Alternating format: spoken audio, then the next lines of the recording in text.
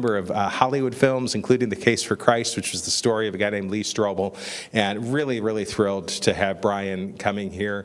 And then the next week, Ty Wilson will be with us, who has the largest YouTube channel for, of all things, sports card collecting. And on April 10th, the Minnesota Card Show is happening. 100,000 people will be in the Twin Cities, and we're bringing in one of the top influencers in that world, and we're going to do a little trade night in this room that night for those who are into that. So if you have some collectors in your life, here's what I love about Ty Wilson. Ty is a former missionary, and his channel weaves the gospel in so many ways. He did it beautifully on the episode. So if you want to see what that's all about, go to Chasing Cardboard on YouTube and check that show out. Watch this week's show, and then your homework assignment is to tell me how the gospel was weaved into that show. It's kind of fun. Well, hey, our speaker today is a longtime friend of my wife Cindy and myself. Tammie Haveman is somebody who has worked in our medical system. She works very, very, very part-time at the hospital in Stillwater as a PA. She is the Director of Clinical Partnerships and an Associate Professor at Oklahoma Baptist University, where she serves in leadership, and she teaches on ethics and cultural humility. She is a fantastic writer. She had a blog that I used to love to read and quote for years, but her writing has been on Focus on the Family and a number of other places in their Encourage section. She has co-authored several devotional books, and she brings a diverse background to us in education, healthcare, nonprofit leadership. And you didn't put this, Tammie, but also hobby farm leadership. She's got this amazing hobby farm that she and her family live on in Afton, where our church used to go when I pastored Woodbury Community Church, and we would do these square dances, right, in your barn. It was like the most fun hanging out with the chickens at the Haveman farm, all right? She's passionate about empowering Christian leaders and educators in their faith and professional journeys. She is a frequent speaker at national and local events and shares insights on integrating faith with practice. Currently, she's pursuing a doctor in ministry degree. This woman is so busy. Doctorate of Ministry from Bethel, Doctorate of Ministry in Transformational Leadership from Bethel University, holds a Master of Arts degrees in Christian Thought from Bethel University and Seminary, and a Master of Arts degrees from the University of St. Thomas. So really excited to have Tammie with us today. Tammie's husband was the chairman of my board at Woodbury Community Church when I was there, and kind of my right arm in ministry, and this family has been such a blessing in my life. So would you give Tammie a warm Wooddale welcome today?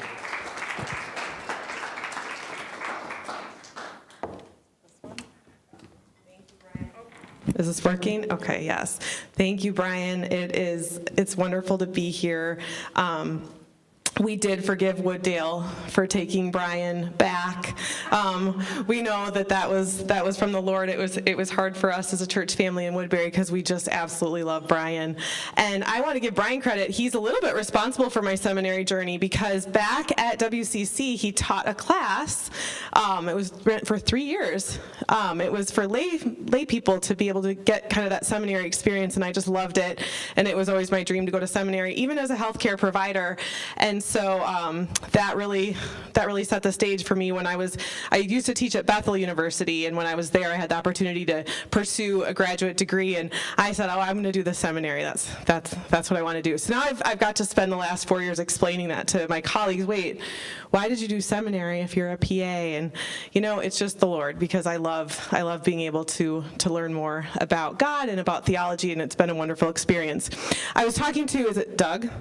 And he asked me the question I get all the time now. Wait a minute, how are you in Oklahoma, but you're here? So just to clear that up for anyone wondering, Oklahoma Baptist University started one of the very few remote hybrid PA programs to be able to train faith-based healthcare providers across the nation. So I'm working from here, and I go to Oklahoma periodically to do that. So you can pray for that. It's an exciting effort that we're undertaking as a team. It's new to me. I just started in January in that position.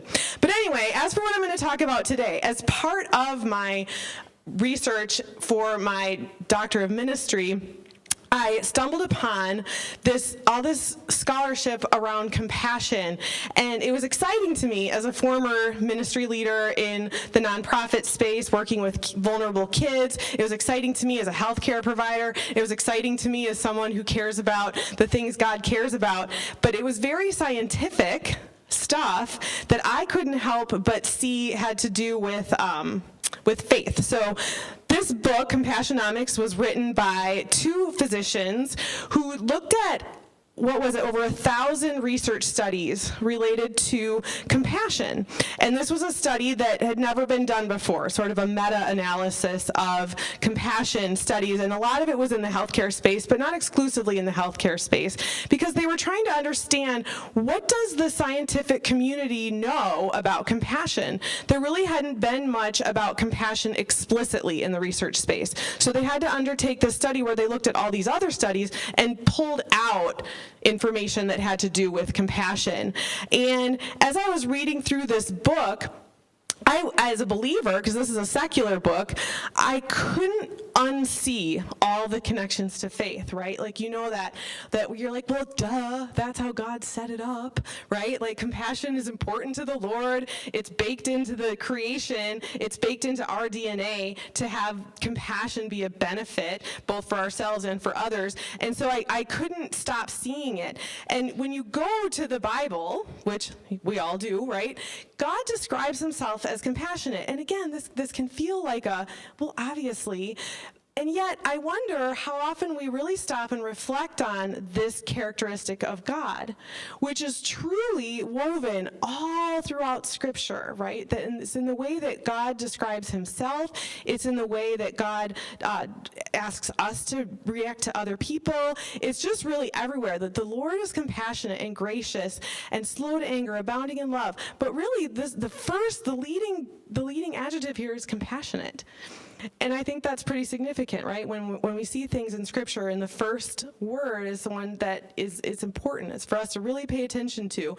And then you go through, and this is just a tiny bit, and it's compassion, compassion, compassion, compassion. From the Old Testament to the New Testament, we find God's heart from compassion everywhere in Scripture, whether it's in a narrative where we're hearing a story about someone, or again, whether it's being explicitly used to describe God himself. Compassion is just baked in. And as God's image bearers, we should be paying attention to this, right? Because this is something that we all have within us, and I'll talk about this later. For some of us, it might come more naturally than it does to others, but again, we're created in God's image, and so compassion is something that we should be paying attention to and cultivating in our lives. Now, this feels silly because it's just a few of the many examples, but again, these are some areas where compassion's part of the story, even if it's not necessarily called out as part of the story. But you look at Pharaoh's daughter, she sees baby Moses in the reeds, and she's moved to compassion. She's going to save that baby.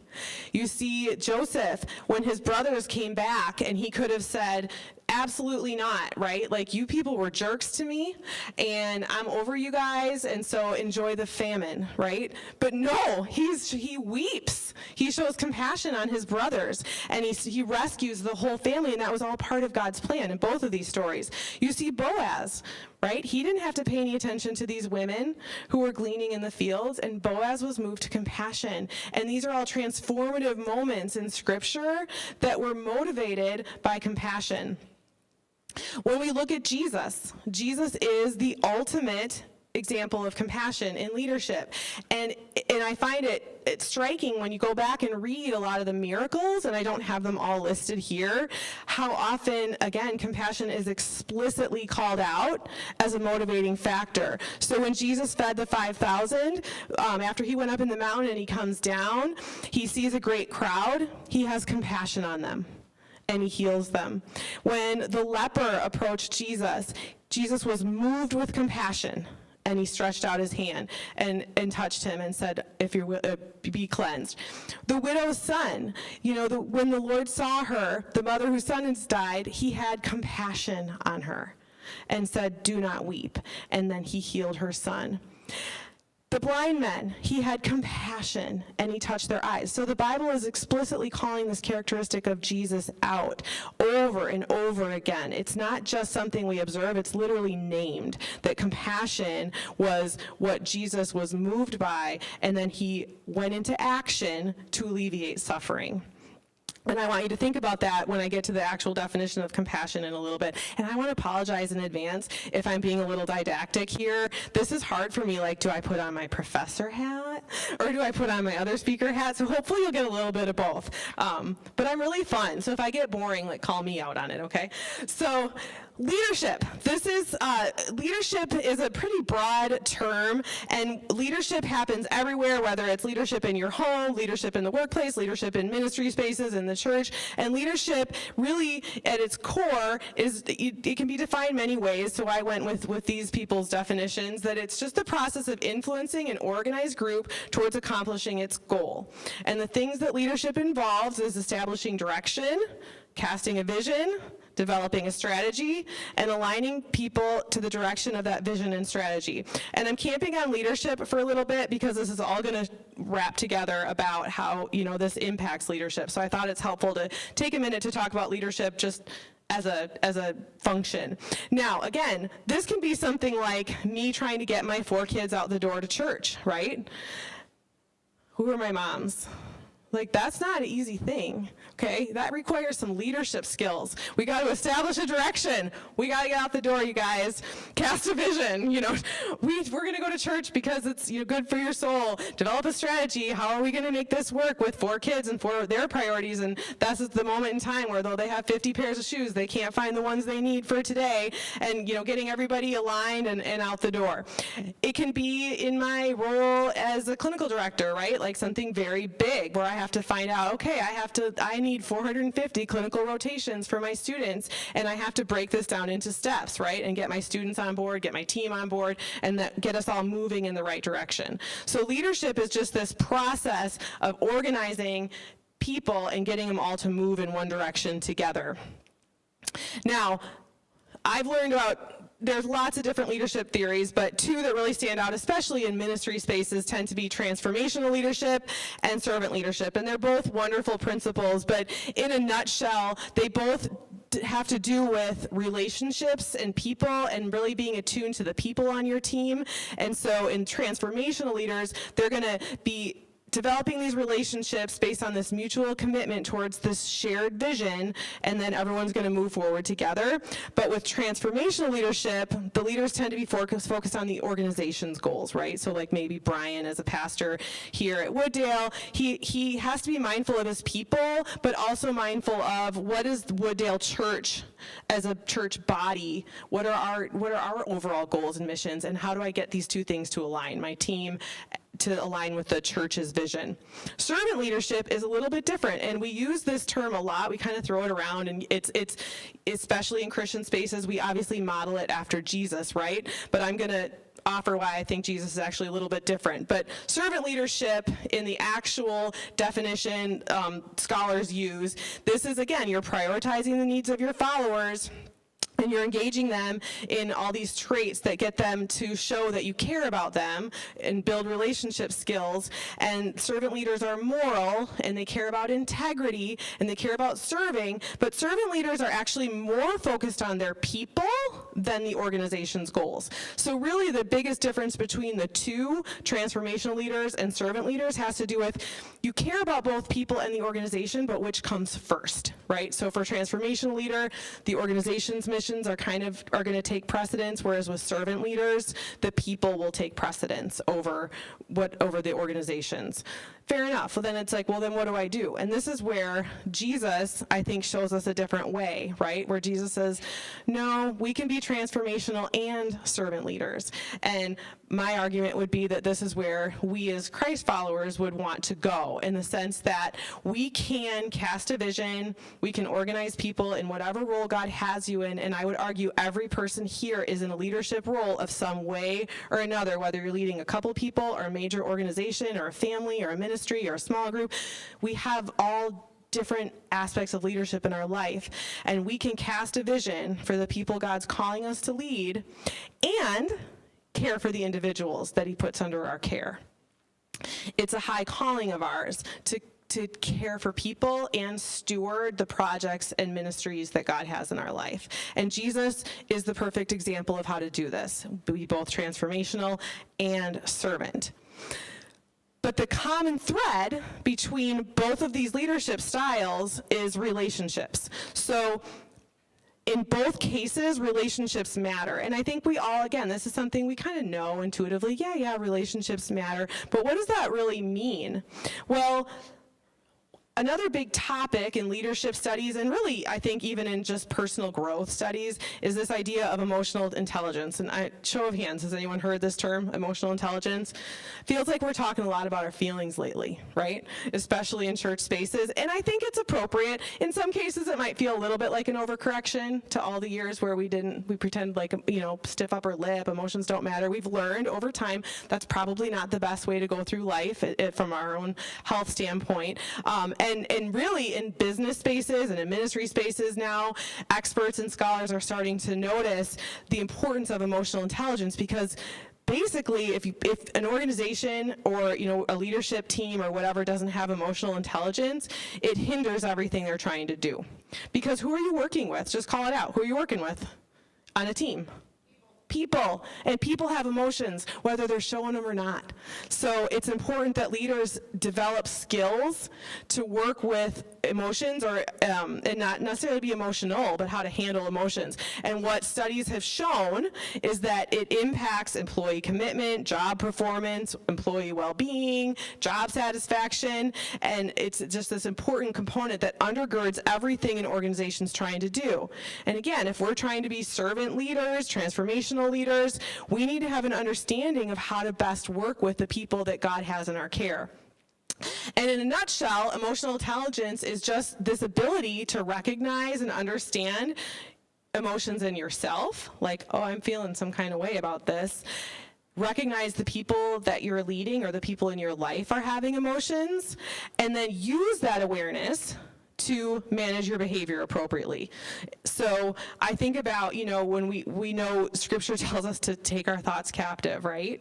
Well, when we're dysregulated emotionally, we can't engage our thinking brains to problem solve and rationally address issues and things like that. So it really does, it does help to develop these skills. And a lot of experts say this is a lifelong process. And it starts simply with you being able to identify your own emotions. And for some people, it even starts with I can tell you if I'm mad, I'm glad, I'm sad, just basics. And that's a great place to start. If you've never thought about how you're feeling and naming it, you can start with as basic as that. And then you start to develop more of a vocabulary of being able to understand, I'm feeling something. Because if you can name it, it starts to engage your thinking and logic brain and helps you to think more clearly and even kind of step aside from your emotions rather than just let the emotions drive your decisions, because that's not what we want. We don't want emotions to drive the bus, but we have to understand what we're dealing with if we're going to take a step back and engage our rational brains. And this is also true in settings where we're called to lead, that we need to be able to recognize, I'm reacting to a situation, this person just made me very angry, or this situation is riling me up or making me incredibly sad, or whatever the case may be. Equally important for me to understand that someone I'm working with in a leadership capacity is feeling something, whether I am or not, and that I can approach them differently knowing that they're having some kind of an emotion. And again, developing these skills really transforms the workplace. In fact, Forbes named emotional intelligence the #1 leadership skill for 2024. In 2025, it's on some people's #1 lists. This is an older slide, so I made it last year, but it's still up there for Forbes as well in the top 5 skills that are needed in leadership. So this is where I'm going to start. Tammie, I thought we were talking about compassion. I'm getting there. So this was all the stuff I was studying, right? And then along comes this idea of compassion. And allow me to make this case of how compassion factors into this and is really an essential component. So if we say emotional intelligence is this ability to recognize and understand the emotions that you're having and other people are having, and then use that to change your behavior. Compassionate leadership is rooted in empathy. And we're going to hear empathy thrown around a lot, and I'm going to talk about empathy in 1 second. It's actually different than compassion. But a very important component of compassionate leadership is this ability to recognize somebody's feelings. So it's very closely related to compassion. And when you pair compassion with emotional intelligence, so in other words, I want to help, right? That's basically what compassion is saying. And you pair it with the ability to identify emotions. This is really this kind of supercharges emotional intelligence, because now leaders have both the ability to navigate complex emotions and help. So it really boosts this ability to work with your teams. So let me just slow down a little bit, and I'll tell you what I'm talking about. So empathy. I always heard the word empathy thrown around a lot, right? Who are my Brene Browners? Yes? Okay, I'm not endorsing Brene Brown. I'm very neutral on Brene Brown. Well, I'm not super neutral on her. But all that to say, this is where a lot of people first kind of heard, she talks a lot about empathy. So this is just the ability to share and understand a person's emotions and feelings. So I can see you're having an emotion, and I can feel what you're feeling, right? I don't have to agree with what you're feeling, but I'm feeling it kind of along with you. I can understand it, and it's doing something in me because it's doing something in you. And so we're sort of mirroring each other's emotions there. And a lot of people will know this is an important aspect of emotional intelligence. Now, caveat. Another important skill, and I didn't put this on here, is this idea of differentiation, meaning it's a critical skill to be able to say, you're having some kind of an emotion. I keep pointing to you. I'm so sorry. What's your name? Judy. Judy's not crying up front, you guys. She's just right there, and I can't say Brian every time. Okay, so Judy's having an emotion. I might have, let's say Judy's cat died, okay? Maybe you don't care about cats, Judy. I don't know. And she's crying, and I might feel myself start to get emotional, right? That's empathy. At a minimum, I might feel really sorry for Judy. She really loved that cat, and this was awful, and oh my gosh. And you can really kind of fall apart even though you're not the one whose cat died, right? So there's this idea called differentiation that talks about our ability to step back from that and not get sucked into an emotion. And that's a very important component of this, right? I'm saying it's important to be able to identify Judy's having an emotion. I may or may not have the same emotion, but it's important that I'm able to identify it because that helps me manage it, right? That helps me say, wait a minute, your cat didn't die, and I can still have compassion for Judy, but step back from the emotions of it. So this is why even being able to name it is an important first step, because you can't manage anything if you're not even sure what's going on. So anyway, this is this idea of empathy. I care enough about you that I'm mirroring your emotions in this situation. I'm understanding your emotions. And again, even if I don't necessarily agree with you, let's say I had a student who cheated on a test and they got caught and they're bawling. And I do genuinely feel sorry for them, right? But I also can see it objectively, you shouldn't have done that. And so I'm not agreeing with it, or if they get mad or whatever the case may be, but I understand that they're having an emotion. This is this idea of empathy. I understand what's going on with somebody else. Well, compassion is actually different, and the thing is, a lot of people call empathy compassion when actually compassion is very different. So compassion is the first part. Yes, I see you're having an emotion, oftentimes a sad emotion because you're in pain or you're suffering, but compassion brings in this authentic desire to help. And this goes beyond just, I'm feeling what you're feeling. This is my brain saying, is there anything I can do to alleviate Judy's suffering? Is there something tangible I can do? And we'll talk about ideas of how you can do that later. But compassion, as you can see, it's different because you're bringing in an action step. It's no longer just living in the feelings camp. We're bringing action and we're pairing action. And if you think back to those examples I was giving with Jesus, right? He wasn't just hey, I'm really sorry, widow, that your son died. No, his compassion moved him to action. In all of those cases that I was giving, and I mean, those were just barely, this is where Brian's the pastor, make him tell you all the stories. But that, of all the stories in the Bible where you start to see the compassion, it's moving someone to action to alleviate suffering. And that's what makes this so powerful. So just keep this in your mind. Empathy is feeling, compassion is action, and it's a very different thing. So 5 essential elements of compassion. Scientists like to break down everything, even though you guys probably got it. You're probably tracking it. So you recognize somebody's suffering. You have empathetic concern for the person who's suffering. Objectively, suffering is universal. Right?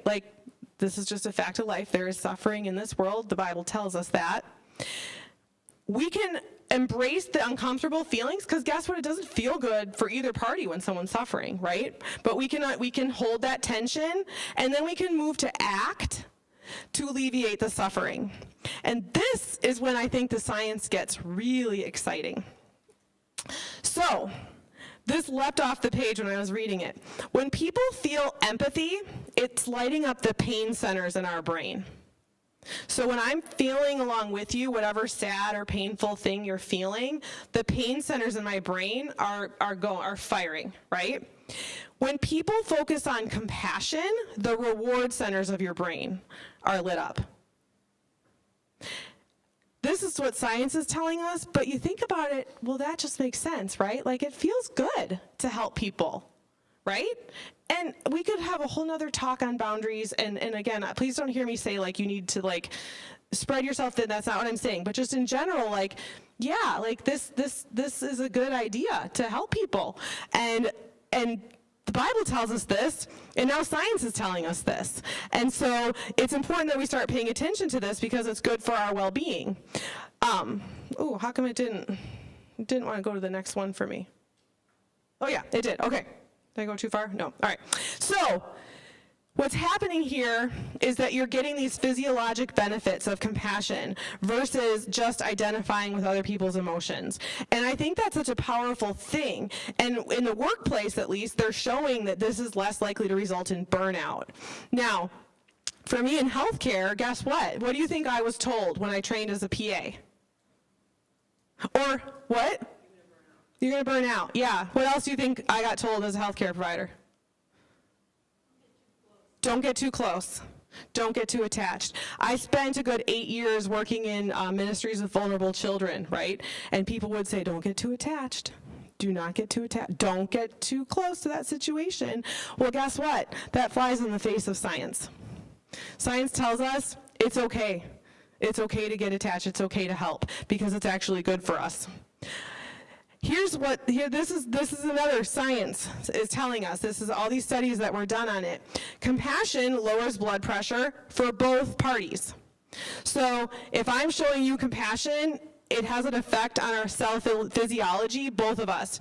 It reduces morbidity and mortality, and those are the medical terms for morbidity. Think of like injury, bad outcomes, things like that. Mortality is obviously death. So studies have shown that this was in healthcare. Patients who had compassionate healthcare providers and or compassionate family members caring for them have far less morbidity and mortality, let's say after heart attacks and cancers and things like that, or even just illness, that it affects all of that. It slows heart rate. Now, I just added this picture. So this is me, actually last week. I was in Honduras on a medical mission, and this patient here, she was hit by a car like a year ago, I think, and has been going around with a broken humerus for a year. It never healed. It was in a splint, just didn't heal, and the center where I was does these really high stakes sort of repairs. And a lot of the patients that come in are nervous. She really set the bar high for nerves. She was crying. She didn't want to do the surgery. She was terrified. I found out later she doesn't read or write. And now you have all of these English-speaking people telling her what's going to happen. And actually, her surgeon was Honduran, but she was petrified. And I wasn't, I had just met her. I was doing her pre-op clearance. Actually, I was in clinic that day. And just the act of sitting next to her, putting my hand on her arm, speaking calmly, and reassuring her and answering all of her questions, you could see her visibly relax. I see this in the ER all the time, that patients they don't come to the ER because they're having a good day, right? And they're amped up, and if I can just take the time, and this is for my healthcare people, like studies have shown, like it's something like a minute, like it's not even very much time that makes a big difference with patients, that if you just can be there, and like active listening is an action, right? So just letting someone tell their story, and they start to mirror your calm, which is why it's important that you have that skill of not like getting equally emotional and sucked in, but that compassionate, empathetic presence, and the way that you can get them what they need. And sometimes, like in my case, like maybe I'll go get them a blanket. Maybe I offer a family member a cup of water. Hey, can I get you anything? To just reduce the tension, and it works. I've seen this work with my kids. And let's face it, nobody pushes your buttons like a kid. I should come to some of those parenting things. And yet, if I can just stop and be compassionate when my kids are having an experience, you start to see them de-escalate, right? And this is built into our physiology. And as a scientist / I don't know what else I am, like ministry liking person, I'm like, of course, like this is how God designed us, right? We're created in God's image. It's going to benefit us to show compassion. And what's striking about these is, again, it's for both parties. It's not just the receiver of the compassion. It's also the giver of compassion experiences these same benefits. There's been some studies coming out of compassion therapy, and I'm gonna admit I'm not like an expert on compassion therapy and what that all entails, but I thought it was really interesting that these are some of the areas that they're starting to see compassion therapy effective. So grief and loss, post-divorce care, marital infidelity, eating disorders, personality disorders, psychosis, all of these disorders, they're showing positive benefits to compassion therapy. So again, this is not just limited to the healthcare space by any means. It's easy for me to use healthcare examples, but this has been shown across the board to be effective. Now, I talked about this earlier. So the classic teaching is, that you cannot be too compassionate or you're going to burn out because you care too much. But a review found that 90% of studies found an inverse association between compassion and burnout. So for leaders that were and healthcare providers that were able to really get into this space where I'm going to be really intentional about my compassion, they were far less likely to have burnout. Now, this is kind of fun. At the end of that Compassionomics book, he has this little anecdote where he said he was a research study with an N of 1, so just himself, and he's like, I'm going to try this, and would go to his shifts and think, all I'm going to do is show compassion, like that's going to be my number one goal, obviously practice good medicine, and how it transformed every shift. Now, I'm an ER provider, and I was reading this during COVID, right? That was a tough time to practice emergency medicine.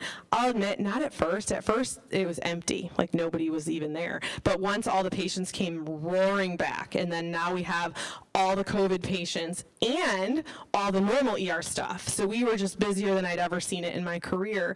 And there were times where I was like, I'm not doing this. Like, I would just dread going in. Like, I would get a knot in my stomach. Like, you're almost like gearing up, right? Like, I'm going to buckle up. I got to go put in my 10 hours, and then I can go. Well, that really challenged me when I read this, like, oh, I need to change my mindset. And to be clear, I'm nice to patients. Like, I've always been nice to patients. But when I was even more intentional, it transformed my shifts. My shifts went faster. I felt like I could identify things to do even when I couldn't do anything, right? A lot of times, dirty little secret, you guys come to the ER with your flus and your colds and your COVIDs, especially once we learned that like the meds weren't that awesome for COVID, and then sorry, there's nothing I can do. And patients don't like that. They're going to get charged $1,000 for me to say, go home. So if I could just even bring a blanket or a cup of water or like counsel them a little bit on like, their course when they get home, like it transforms people. They felt that, right? Or like the mom who's frazzled with her kids in there, like, what can I do? Can I go get her kids some snacks? And you don't have to rely on other people to do things like that. Those are easy things, but they mean a lot to the person receiving them. And then I had this come back to me. So 2 years ago, I don't even know, Brian, like 2 years ago, I was diagnosed with a fatal heart defect. And I was terrified. It's hard to be a healthcare provider because you know too much, right? And I'm like, oh, this is bad. And I had a cardiologist clinic A, let's say, kind of blow me off and just dismissed me. Like, I wasn't, I think, an interesting enough case. Whereas there was another one who I saw just kind of happenstance, and he was so compassionate. And he was the first provider who said to me, I am so sorry that this happened to you. And I sat in his office and I wept for the first time in 2 years, because I was facing open heart surgery. And again, the other provider was like, it's just, he sees this all the time, no big deal. But like, to me, I was like, wow, my whole world was getting flipped upside down. And I remember thinking in that moment, like, oh, he just showed me compassion. And I'll never forget how compassionate he was in that moment. And it was just by him slowing down, actively listening, and just even saying, like, I'm really sorry that this happened to you. And I'm telling you guys, it works. It transforms it, and it doesn't have to be limited to the healthcare space. As a mom, if I can slow down and show compassion to my kids, and now I'm in this new world of adult kids, and nobody trains you for that, Lane. And you know, like, I can't just like tell them what to do, right? But I can, I still try, but I can show compassion to their hard situations that are so much harder than when they were kids. And I'm so glad that I have started to pay attention to this. And I'm telling you, I'm not an expert, but it's just literally like switching it in my brain to be more intentional about it has transformed everything. Now, back to the workplace. So I went through what emotional intelligence does in the workplace. Here's some data, or some studies that have shown that these are the ways compassion impacts the workplace. It increases a sense of belonging. So for those of you who are working out, you know, in the work world, and I would even challenge like anyone working in ministry settings, or you know, any area again where you're with a group of people that you're leading, it's going to increase a sense of belonging, psychological safety. Psychological safety is this idea that people feel safe to tell you what's going on in their life. And we know that's not always true, right? Especially in our workplaces. And so this is this idea, am I creating an environment where people feel safe to challenge me, tell me they don't like something I'm doing, or tell me something painful in their life, or share exciting things too, right? Sometimes you don't even want to tell people the happy things in your life. But compassion impacts psychological safety. It impacts emotional regulation. Sometimes people just need to get it out, and then they feel better, and they can move on with their day, right? And this sense of felt connection. So like now I feel like we're really more gelled as a team, because I know you care about me as a person and not just someone that's going to crank out work for you. And what the outcomes of this are positive employee outcomes, so better experience in teamwork, lower emotional exhaustion, less absenteeism for work. You know, you think about those of us who have worked out, you know, out in the world, and absenteeism is a big thing. And so you're like, man, you wish like workplaces would pay attention to this, right? This is going to affect bottom lines of the workplace.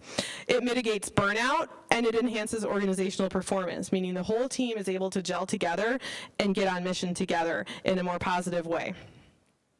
So we have to stop and say, hold on a minute, this is all fine and good, but either like, I'm not a compassionate person, and you can probably think of like 5 compassionate people in your life, or you can think of 5 people in your life that you're like, they would never be able to do this.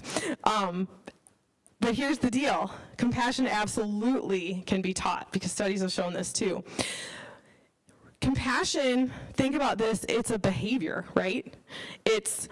Yes, it has this emotional component, but you can even show compassion if you're not feeling it.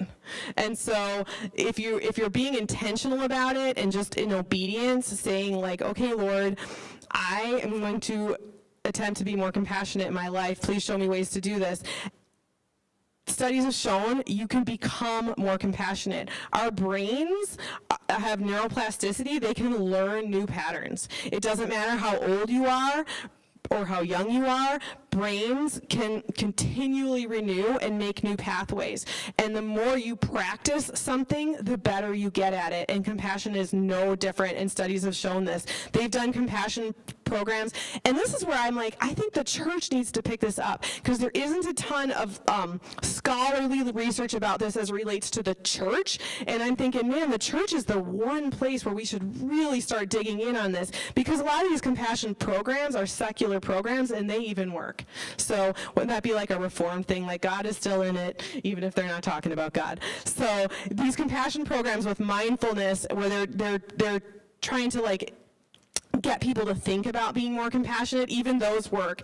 And compassion is contagious. So if you're in a group setting, and you start showing compassion, our mirror neurons in our brain light up, and people around you will start being more compassionate. So it absolutely can be caught as well in a culture, and I think that's really cool. I came home last night from a trip, and I thought this was really cool. My 17-year-old, because I had gone to Honduras, I came home, I was less than 24 hours on a plane to a conference in DC, and I got home late last night, and my 17-year-old had the whole house clean. And you guys, she's a wonderful person. Like, she's, right, Brian, I mean, she's the best, but she's not a cleaner, okay? And she was so excited. She said, Mom, I know you've been traveling, and I just wanted the house to look nice for you. And she kept her 14-year-old brother from messing it up. I wasn't there for those fireworks, but I'm telling you, she was watching these people for a whole week go out of their way to serve. She was with me, and she comes home and cleans the house. Again, she's wonderful, but that's not necessarily one of her strengths usually, is to clean up the whole house. And she was so excited about it. It did something in her too. And again, like, we know these things intuitively, and I just nerd out when science confirms, the way God has us wired. So companies should be viewing this as a strategic imperative. In my opinion, ministries should be viewing this as a strategic imperative. Like, what can we do to embody, grow, get people thinking about compassion? So in cultures that have this sort of compassionate mindset, compassion is usually embedded as a core value and standard in everything that you do. This is when, like, for those of you who are in positions to do this, hiring and recognizing people who are going to live by this standard actually makes a difference. Making sure that that employees have buy-in, making sure that people understand why this matters, that compassion matters. So I look at this as like a training opportunity, right? So, and maybe this would look different. Again, maybe you're leading a small group where you guys could pause and be like, hey, let's talk about compassion, and get everybody kind of thinking about it. Maybe I'll read a book about it or something to get people thinking about it and trained on why this matters. Because it'll impact the whole workplace. Those of you in positions of leadership, again, whether this is kind of broad scale or in the home, it really can. It's so simple. I probably didn't need to talk about it for 45 minutes, but if you're just, again, develop these skills where, like, I can notice that suffering is happening here, I can alleviate the suffering, I can feel concern for the person, and I can take action. It's just that simple, where I can see it and I can do something to alleviate it. And it doesn't have to be major things, right? It can be small things that just show that you care. So, practical ideas for this. You can, if someone's in distress, so actively listening, that is doing something, because we are a busy, lonely society. So if you are able to just sit and give someone space to tell their story, that is powerful. God gave me the opportunity to do this a few weeks ago with someone I hadn't seen in a couple of years, and based on social media, it looked like their life had taken a turn.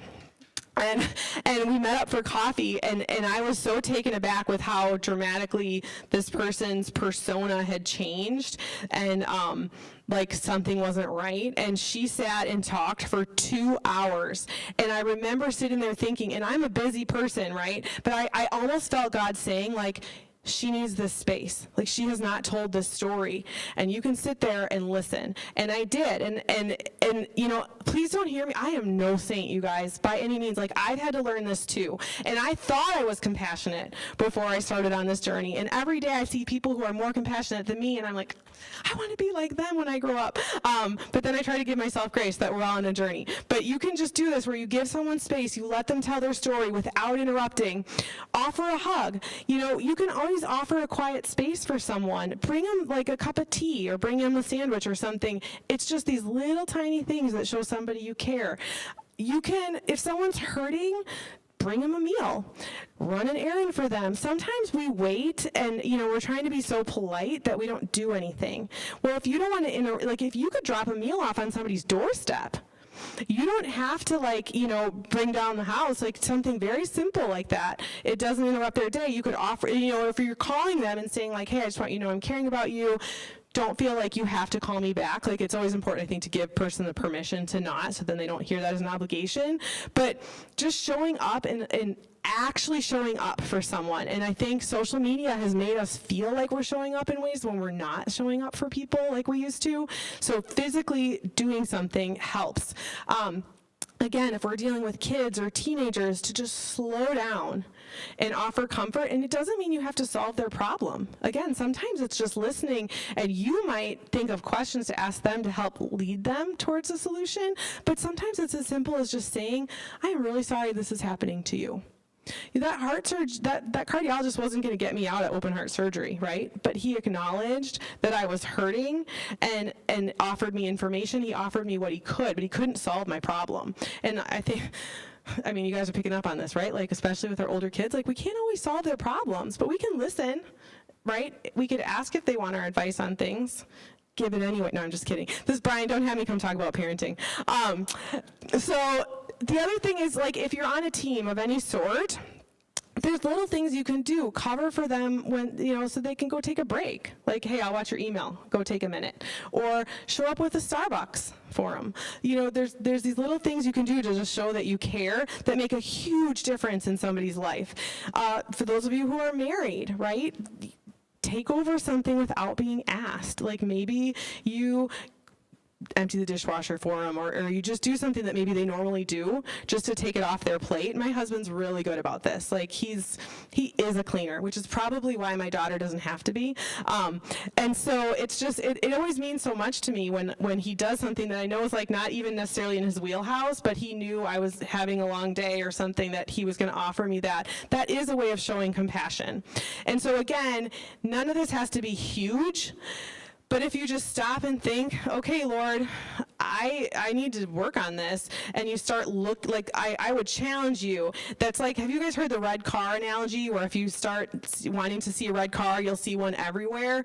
Well, that's what happened to me in the Bible, where it related to compassion. Like, once I started looking for it, I literally couldn't unsee it from Genesis to Revelation, how compassion impacts God's story, and he invites us to be part of that story, and that's a beautiful thing.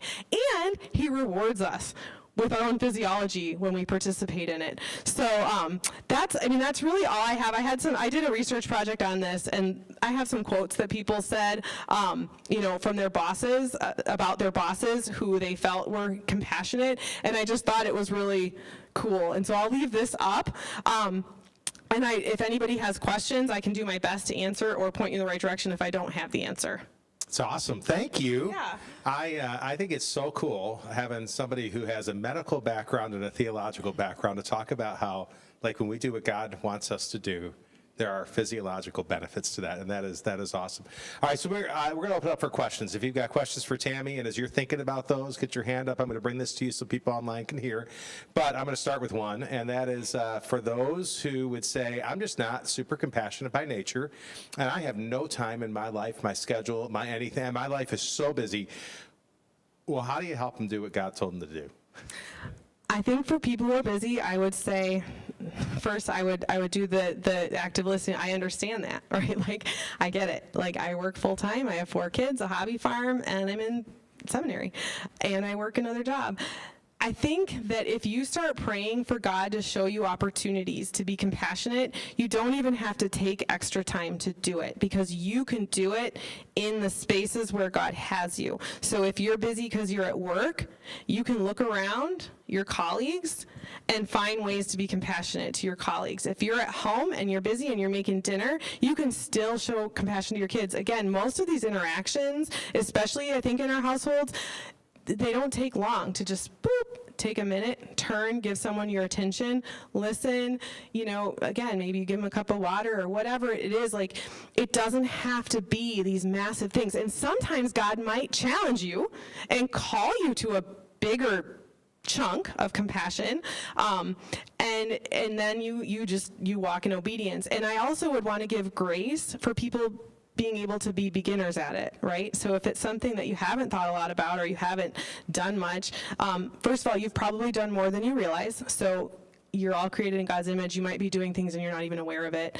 And 2, it's okay to start with where you are. And this is a skill, because of our neuroplasticity, that can continue to grow. And just continue to lean into it, try to learn more about it. Maybe you start with, like, I'm going to show 5 people compassion today. I'm going to take an extra minute to listen to 3 different people today, and let it grow from there, because I promise once you start doing it, you're going to like how it feels and you're going to want to do it more. Okay, somebody have a question? Yes. Thank you for giving me some words around this. I'm thinking of a friend of mine who frequently is engaged with people who are suffering. Mm-hmm. And as I watched her get involved in this, she always left depressed. And I'm thinking, so Lord, how does this work? Yeah. You know, that am I supposed to become the sufferer too? And so I guess that's the question. Is it a question, or am I making a comment? I'm not sure. But there is a difference. Empathy, you would leave depressed. Compassion, you wouldn't. But you might have an action to say, can I pray for you right now about that? Or exactly. And I want to be clear that, like, you still might leave sad, right? Because we're going to see and experience sad things. But yeah, I think if you're always, and this is where those abilities even to start getting a hold of our emotions so that we can regulate them, even so that we can ask God's help with them. Like, okay, Lord, this is actually bringing me down. That Tammie girl said it would help. That, like, if you're able to identify it, that's going to allow you to start doing something with it, right? And so it doesn't mean that, like, I mean, there's still going to be space for lament, right? There's still going to be space for just genuine, like, there are things that are just sad and there's no way around it. But if you can also develop that skill, like I was talking about, a differentiation, there's a guy, he wrote a leadership book. His name's Edwin Friedman. Have you heard of him? He wrote Failure of Nerve. And is he like a Jewish rabbi or something? I don't even know.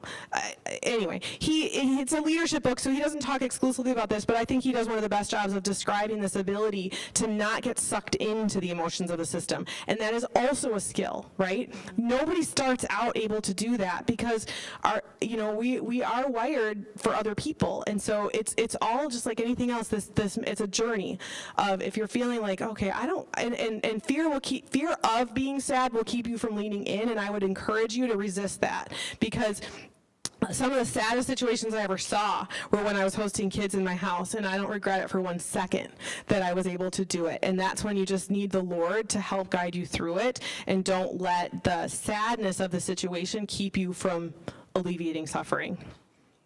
Good. Larry? Are you sure you're not a psychologist? Oh, Because you are. Oh, well, thank you. Yeah, no, I'm thinking of a really snarky thing to say, which would imply that I am not. Meaning, like, I was like, well, I wish my husband would think so, because I could solve all of his problems. Am I right, ladies? So, no, thank you. On your part. Right? I've learned too much that I'm not. I know I'm not a huge compassionate person. And I see kids nowadays emotionally doing things they shouldn't do. Mm-hmm. To have compassion for somebody that does things they shouldn't do is very difficult. And yet you're asking us to be active to help them do those things. How do I become more compassionate for the wrongs of life? That's a great question. I'm going to start with kids. So I heard the best example of how adults function for kids not that long ago, that we are their frontal lobes before they have one. So, kids, their frontal lobe doesn't develop till they're 25. So we can expect them to make really dumb decisions, right? And that's where it is a gift to the young people that are running around out there, for an adult to be able to care, to stay calm, and help them navigate in life without getting sucked in, without affirming their bad decisions. but offering them compassion, because sometimes if a kid does something really stupid and, they just need someone to say, like, not necessarily that was stupid, they know it was stupid, but, I'm really sorry that happened. Let it ride, and they can sit in the tension of that and think about it, and you're not affirming what they did. You're just, it hurts when we've all done dumb things, right? And it hurts when we do something dumb, and that can be in big ways or small ways. So I think, I'm not asking for anybody to affirm bad decisions, but you don't have to affirm somebody what they did to stop you to give compassion. You can still give compassion. I do this all the time in the ER, and I agree with you. It's not always easy because our rational brains and our fed up part of our brains and our justice centers in our brains want to say, well, like, I am so done with this. Well, no, that is not what Christ calls us to do. We are to continue to follow Jesus, and he does not do that with us. He doesn't say, well, you shouldn't have done that, so forget it, I'm done with you. Like, he does not give up on us, and he calls us, and it's hard, right? Like, he has to pull us along to model him in that, and it's not easy, but it doesn't mean we get out of it. Such a great answer. All right, somebody else, question? Otherwise, we are right up at 1 o'clock, so Tammie, let me ask you one more then. So compassion. You've been through a lot these last couple of years. Yes, I have. And so talk to me about the opposite side of that.